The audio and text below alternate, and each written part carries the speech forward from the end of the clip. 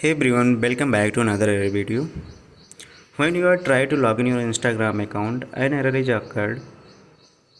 If you are facing this problem, keep the video till then and follow my steps. First, when you are facing this problem, then go to the Play Store and search your Instagram and check for update. If any update is available, then update it. If already updated, then next follow the next step.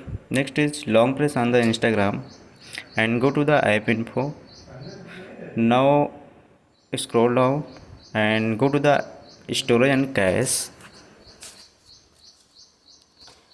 Now once clear cache and clear storage. After doing this step, again log in your Instagram account.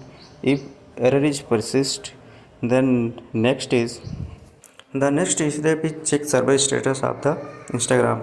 For this, go to the Chrome browser and search here server status of Instagram and click on down director and check the server status of Instagram. If found any issue on the server, then wait to fix it, otherwise follow the next step.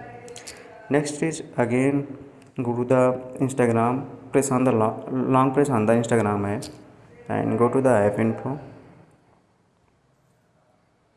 and once uninstall this app and reinstall.